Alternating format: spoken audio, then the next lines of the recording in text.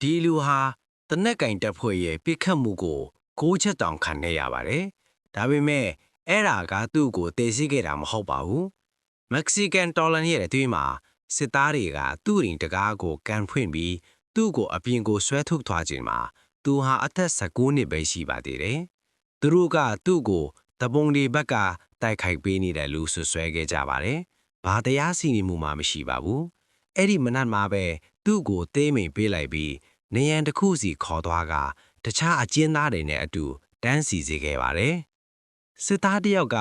သူ့မျက်လုံးတွေကိုအဝတ်နဲ့စီးလိုက်ပါတယ်။သူ့ရှေ့မှာရိုင်ဖယ်တနက်တွေမြောက်လိုက်တဲ့အတန်ကိုသူကြားနေရပါတယ်။အဲ့ဒီနောက်မှာတော့တနက်တန်တွေတကြိုင်နဲ့ထဲထွက်ပေါ်လာပါတော့တယ်။ကြီးစံတွေက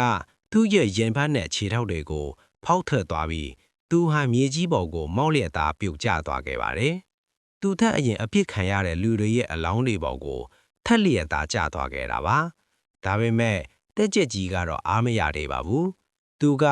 အလောင်းတွေရှိရာကိုလမ်းလျှောက်လာပြီးမူဂယ်လေးအပေါ်မှာရက်လိုက်ပါတယ်။ပြီးတော့သူ့ရဲ့ပစ္စတိုဖြောင်းဝါကိုမူဂယ်လေးရဲ့ညာဘက်ပါယိုးအောက်ပါတေးပြီးမောင်းကလုတ်ကိုဆွဲလိုက်ပါတယ်။ကြီးစံကသူ့မျက်နှာကိုဖောက်ထွက်ပြီးဘဲဘက်မျက်လုံးအောက်ကနေပြန်ထွက်သွားပါတယ်။အရာရှိကနောက်ဆုတ်သွားပြီးသူ့လက်နဲ့ကိုအိမ်ထဲပြန်ထည့်က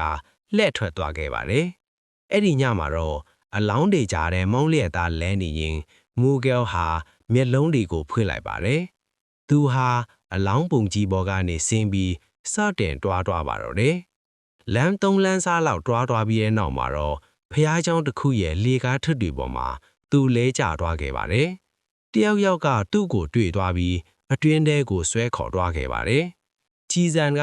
သူ့မျက်နှာကိုအပေါက်ကြီးထီအောင်ဖောက်ထွက်သွားခဲ့တာပါ။သူ့ရဲ့ညာဘက်ပါယိုးကကျိုးဝင်သွားပြီးဘဲဘက်မျက်လုံးအောက်ကအရည်ပြားတွေလည်းမရှိတော့ပါဘူး။ဒဏ်ရာတွေဖြင်းကျက်သွားတဲ့အခါမှာတော့သူ့ကိုမြင်လိုက်ရတဲ့သူတိုင်းရက်ပြီးစိတ်ကြည်ရလောက်တဲ့အထိထူးဆန်းတဲ့မျက်နှာတစ်ခုဖြစ်ကြံရခဲ့ပါတယ်။သူဟာဒီဖြစ်ရဖြစ်ပြီး62နှစ်အကြာမှာတော့အသက်ကြီးလို့တဘာဝအတိုင်းတည်ဆုံးခဲ့ပါတယ်